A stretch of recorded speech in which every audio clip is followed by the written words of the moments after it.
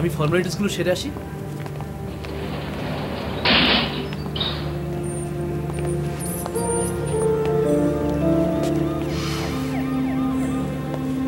এখানে পেশেন্টের নাম অ্যাড্রেস লিখে দিন। কি রে দাদা, বৌদি বাঁচবে তো?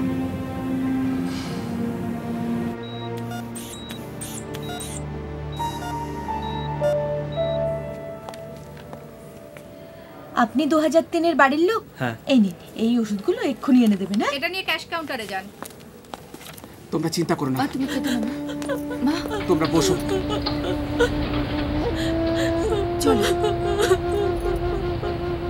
মা, মা তুমি কেঁদো না। মা বসো, বসো, চুপ করো। আচ্ছা, এখানে অনন্যা চ্যাটার্জি কত নম্বর রুমে আছেন বলতে পারেন? 2003 সেকেন্ড ফ্লোর। 2003 এদিকে। এদিকে যাব? আচ্ছা ঠিক আছে।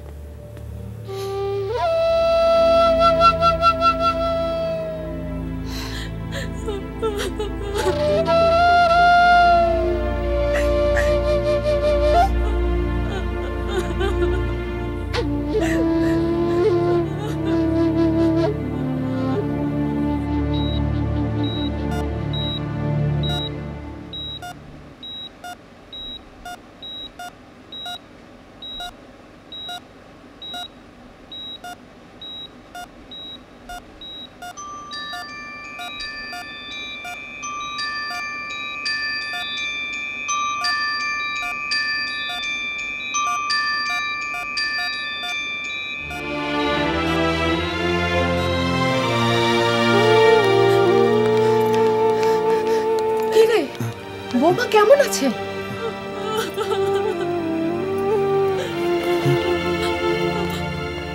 ডোন্ট ওয়ারি, চিন্তা করবেন না, ব্লিডিংটা বন্ধ করা গেছে।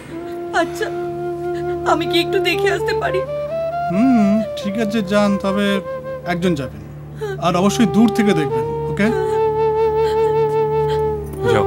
কি হবে? মা, মা তাড়াতাড়ি খাবারটা দাও। একটু সকাল সকাল উঠতে কি হয় রে? তাহলে এত তাড়াহুড়ো করতে হয় না। আর শোন, আজ কিন্তু একদম দেরি করবি না, বুঝলি? কেন? কেন মানে? তুই তো ডোবাবি দেখছি রে।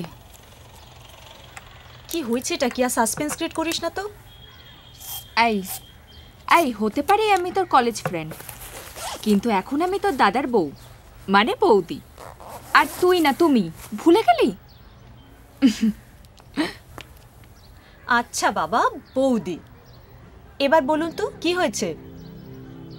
আজ তোকে দেখতে আসবে না? কি হলো? মুখটা এরকম বাংলা পাঁচের মতো হয়ে গেল কেন?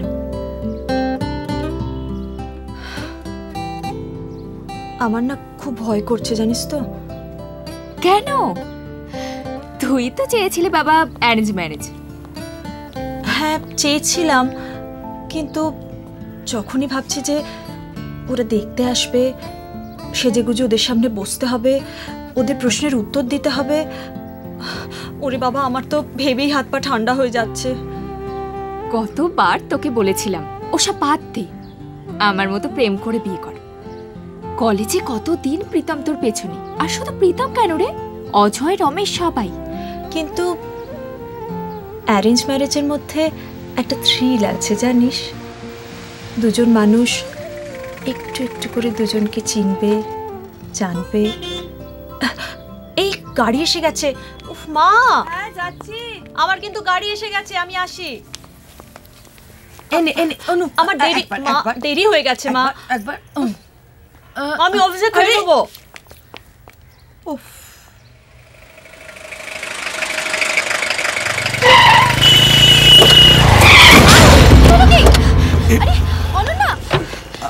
আপনার লেগেছে না? উঠুন। I am sorry. Are you crazy? Sorry. Just shut up. Really I am very sorry. তোমাদের থার্ড ক্লাস লোফার দিয়ে কি করে শায়েস্তা করতে হয় সেটা আমার ভালো মতো জানা আছে। Just wait, I will teach you a lesson. দেখুন, আই এম রিয়েলি সরি। আসলে সার্টেনলি ঘটনাটা এমনভাবে ঘটে গেল। চুপ করো, বেশি সাধু সাজার চেষ্টা করো না। রাকা চুপ কর না। তুই এত চিনিস না অনন্যা, দে আর রোড রোমিও। দেখ হাসি মুখ করে দাঁড়িয়ে আছে, যেন মনে হয় কোনো অন্যায় করেনি। এরা ইচ্ছে করে সব করে, মেয়েদেরকে ইমপ্রেস করার জন্য। Raka, don't say all this things. হ্যাঁ, এটা একটা accident. Not at all, I am telling you, it is a not at all an accident. ও জেনে শুনে এটা করেছে। না না, উনি ইচ্ছে করে করেননি, বরং আমারই দোষে এটা হয়েছে। What are you saying Ananya? হ্যাঁ, দ্যাটস দ্য ফ্যাক্ট। আমি যদি কোনো দিকে না তাকিয়ে ওভাবে রং সাইডে দরজা খুলি, তাহলে তো এরকম অ্যাক্সিডেন্ট হবেই না। আচ্ছা, উনি কি করে জানবেন বলতো যে আমি ওরমভাবে হঠাৎ করে? এক্স্যাক্টলি, আমি যদি একটু আগে বুঝতে পারতাম যে আপনি ওভাবে দরজা খুলে। না না, please, it's totally my fault. I am sorry for that. এ বাবা, আপনার তো কেটে গেছে। নো ইস্যু, আমার অফিস কাছেই, আমি অফিসে গিয়ে ফার্স্ট এড নিয়ে নেব। চল।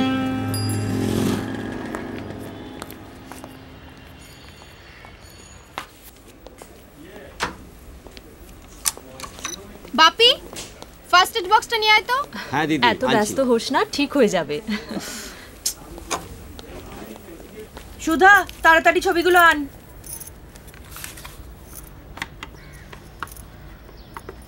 ধর, এইটা দে।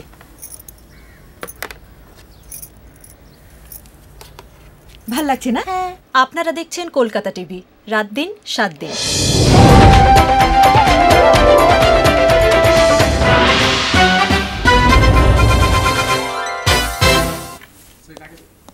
আসছি রে, বাই বাই।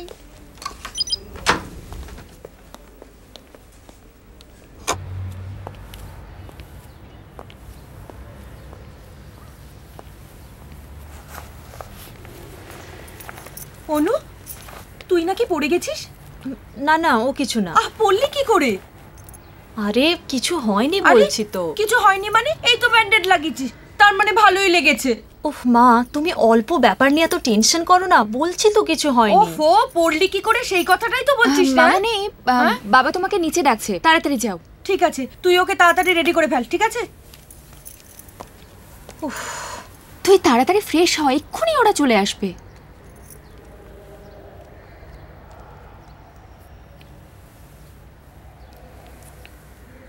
হ্যাঁ, ও এয়ারপোর্ট ক্রস করে গেছেন? আচ্ছা, হ্যাঁ হ্যাঁ, আসুন আসুন। হ্যাঁ, রাখি। আচ্ছা, কি হলো গো, আবার ডাকলে কেন? ওনারা প্রায় এসে গেছেন, এয়ারপোর্ট ক্রস করে গেছেন। আচ্ছা। অনু রেডি আছে তো? হ্যাঁ, ও রেডি হচ্ছে, ওর কাছে জুতি আছে। হ্যাঁ, ইয়ে শুভ, শুভ ফিরেছে? শুভ ফিরেছে, ও দোকানে গেছে। ইয়ে চা হচ্ছে তো, আমাকে একটু দাও না। তোমার আবার শুরু হয়ে গেল না? তোমার টেনশন হলে চা দরকার, চা চা। আরে আরে, একটু একটু। একদম না, এখন ভীষণ ব্যস্ত, প্লিজ। ইয়া,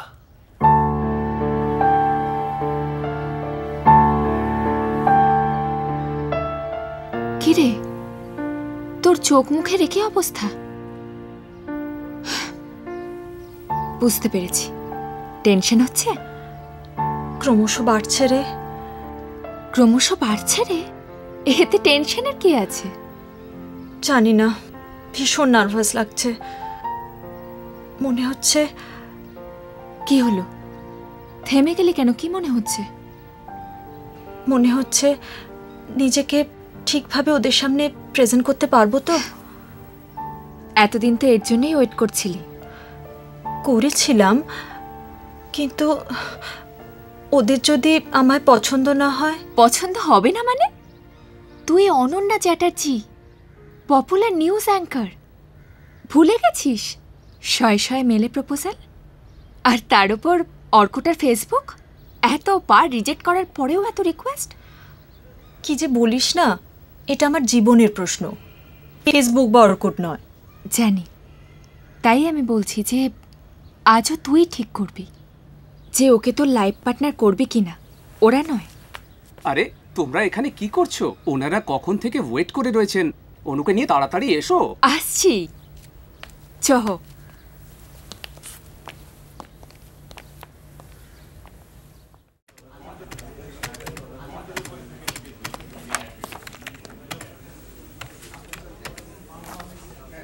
লাইন ব্যাকআপগুলো রেডি আছে? হ্যাঁ, ওকে। অনন্যা, রেডি, চলো। চল। রেডি করে দিস। হ্যাঁ, ওকে।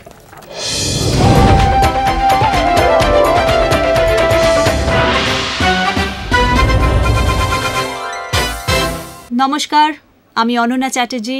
ঠিক সময় আপনাদের সামনে উপস্থিত হয়ে গেছি আপনাদের সবার খুব প্রিয় অনুষ্ঠান মুখোমুখি নিয়ে।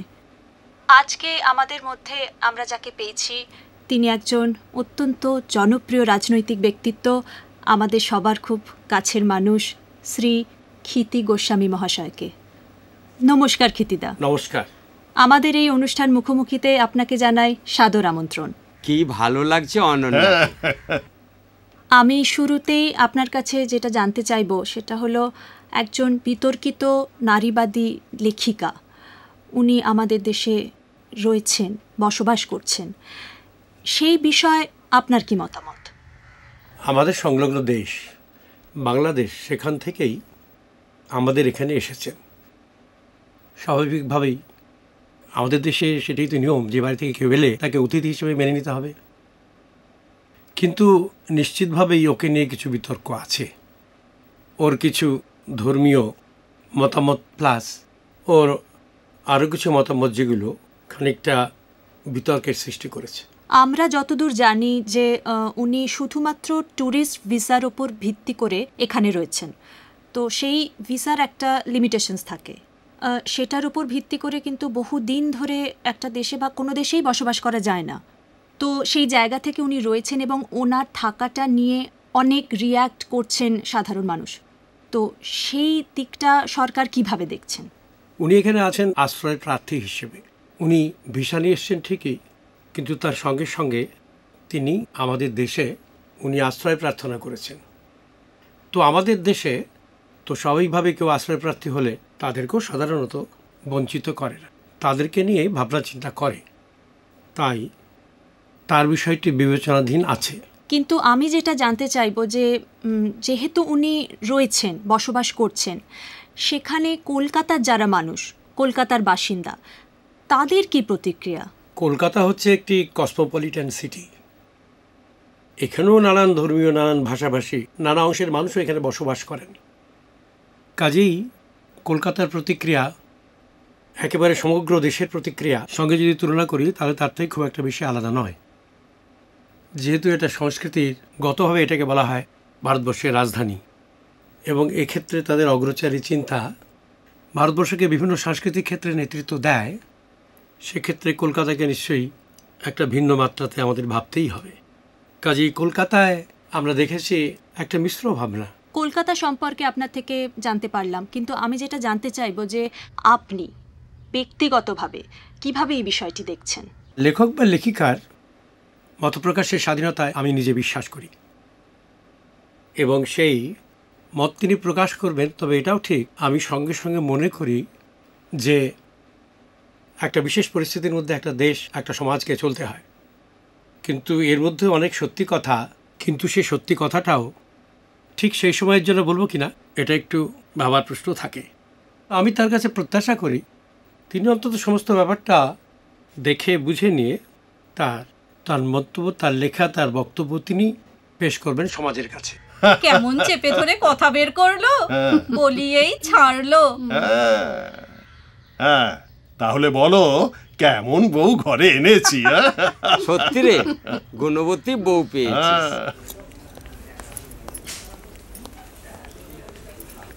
এই আমি আসছি রে। এই শোন শোন, বর এসে গেছে নাকি? না না, ও এখানে আসবে না। Looking nice. Thank you. কেন এখানে আসতে লজ্জা পাচ্ছে বুঝি? না, আমার আসলে একটা রিপন স্ট্রিটে কাজ আছে, তাই ওকে বললাম ওখানেই আসতে। কিসে আসছে? বাইকে?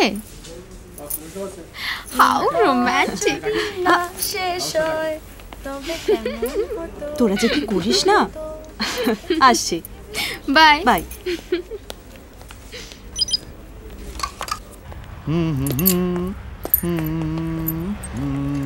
কিরে দাদা, বৌদির জন্য হেলমেট নিয়ে গেলি না? এই যা কেলেঙ্কারি করেছিলাম, তাড়াতাড়ি তোর হেলমেটটা দে তো।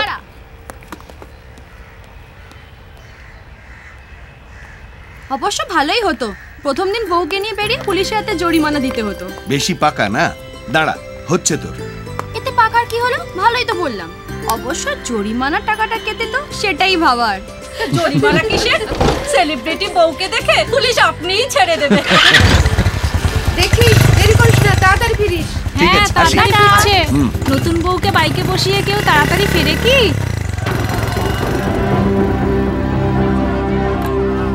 এই শুনছো, এদিকে এসো তো একবার।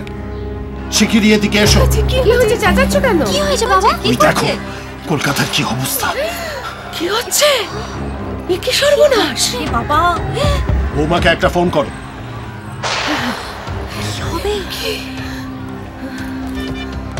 টুসি দেখ তো বৌদিকে পাস কিনা। দেবাংশুকেও একটা ফোন করে দাও।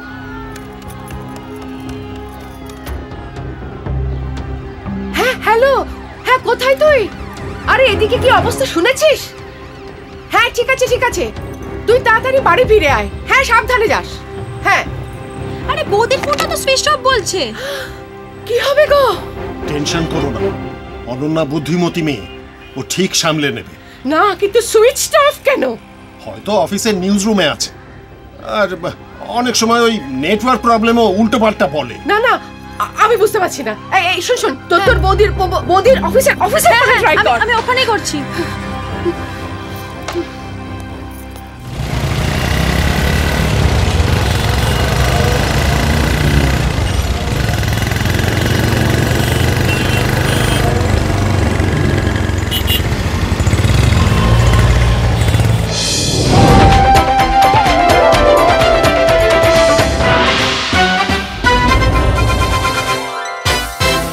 বিদেশি বিতর্কিত লেখিকার কলকাতায় থাকা নিয়ে পার্ক সার্কাস ও মল্লিকবাজার অঞ্চলের স্থানীয় বাসিন্দা ও কলকাতা পুলিশ প্রশাসনের মধ্যে যে সংঘর্ষ শুরু হয়েছিল তা এখন ভয়াবহ আকার ধারণ করেছে।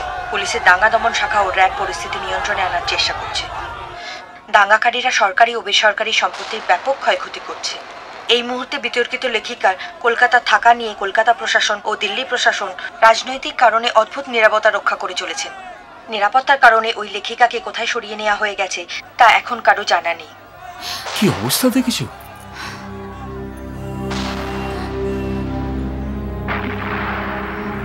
অনুকে একটা ফোন করি।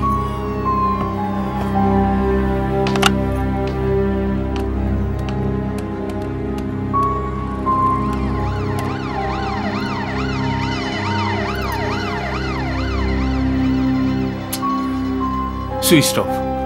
ওর অফিসে একটা ফোন করি। হ্যাঁ,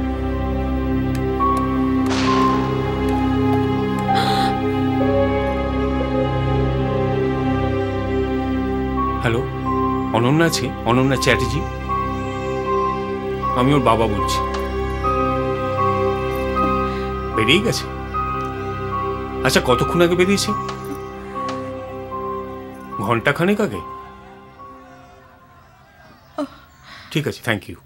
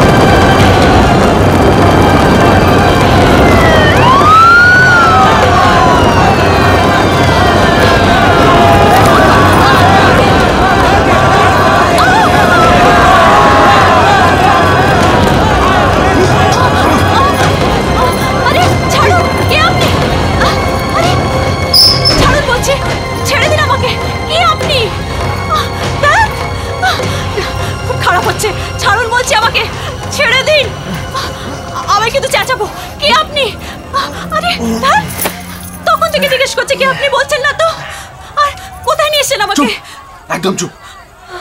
আমি কি জেনে কোনো লাভ নেই আপনার। বেঁচে গেছেন কোনো মতে, এখানে থাকুন এখন। আপনার মতলবটা কি বলুন তো? আমাকে এখানে কেন এনেছেন? দেখুন, আমাকে কিন্তু যেভাবেই হোক ওখানে ফেরত যেতে হবে। হ্যাঁ, কোথায় যাবে? টাকাটা বাড়ি যাবে নাকি? মরতে যাবে বাইরে? মরবো, আমি মরবো, আপনার কি? তখন থেকে কি চেঁচামেচি করছেন বলুন তো? হ্যাঁ, আমি কি জন্তু না জানোয়ার? কি মনে হচ্ছে আমাকে দেখে? হ্যাঁ, কি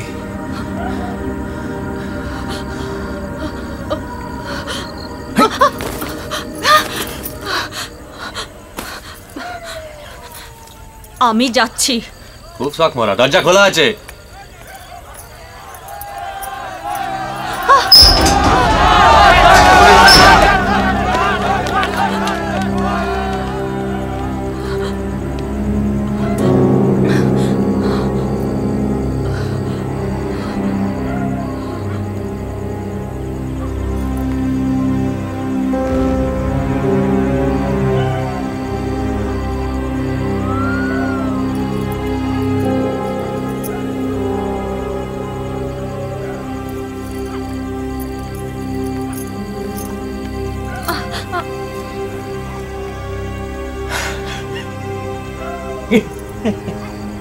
শেষ?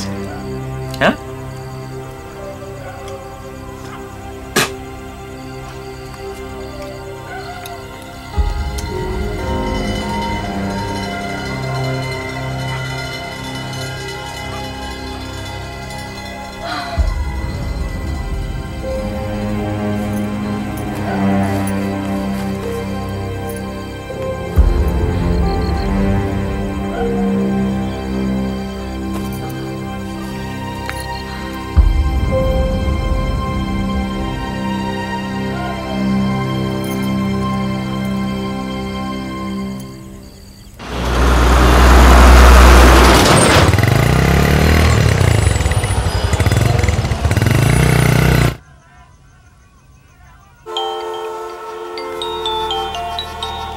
হ্যালো, রাস্তাঘাটের অবস্থা একেবারে ব্লকড, কোনো দিকে এগোনোই যাচ্ছে না। তুমি পৌঁছতেই পারোনি? সমস্ত রাস্তাই বন্ধ। আরে আমি তো অনুকে কখন থেকে চেষ্টা করছি, কিছুতেই ফোনে পাচ্ছি না। ফোনটা ডিস্টার্ব করছে কিনা বুঝতে পারছি না। তাহলে কি করবে এখন? থানায় যেতে হবে, এছাড়া কোনো উপায় দেখছি না। থানা? তুমি এখন যাচ্ছ? ঠিক আছে, আমিও বেরোচ্ছি। আমি এখন রাখছি, ওকে?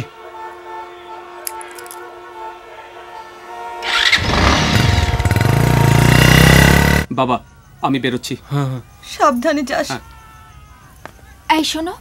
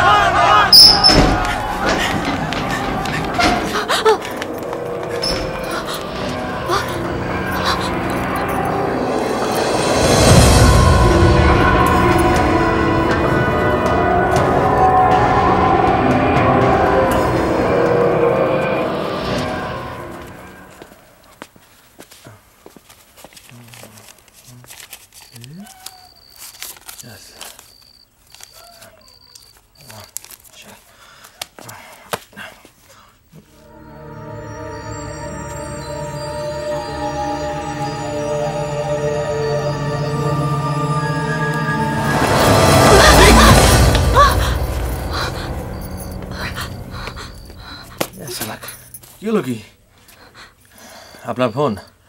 কোথায় ছিলেন আপনি? লুকিয়েছিলাম। আপনার ফোনটা দিন তো। কেন ফোন কি হবে? ফোন করব। আপনারটা কি হলো? চার্জ নেই। ভালো রং যত সব। ফোন আছে চার্জ নেই, চার্জ আছে টক টাইম নেই। এই এত কথা বলবেন না তো, ফোনটা দিন। আমার সব নেই, ইউজ করি না। কি হবে এখন? শুনুন না, বলছিলাম বাইরে কাছাকাছি কোথাও কোনো ফোন বুথ হবে? কে? আপনি আমার মধ্যে ফোন করতে বাইরে যাবেন?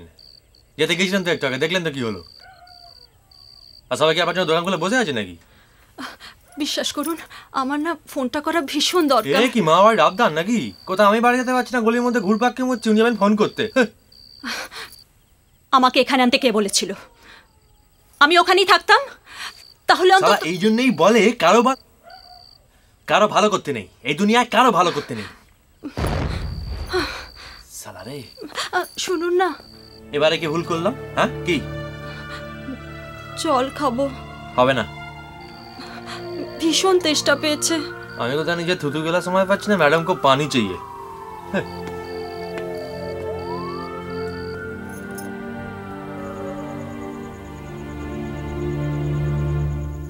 উফ মা, খেয়ে নাও না, টেনশন করো না। আজকালকার মেয়েদের বলিহারি চাই, বিয়ের পরদিনই অফিস। আর তোমাকেও বলিহারি বৌদি, তুমিই বা যেতে দিলে কেন? ফুলসজ্জার ফুল এখনো বাসি হয়নি, আর এর মধ্যেই বাড়ির বউ বাইরে বেরিয়ে গেল। আক্কেলটা একবার দেখো, মোবাইলটা পর্যন্ত বন্ধ রেখেছে। চুপ করো না, তোমরা খেয়ে নাও না। মা খাও না।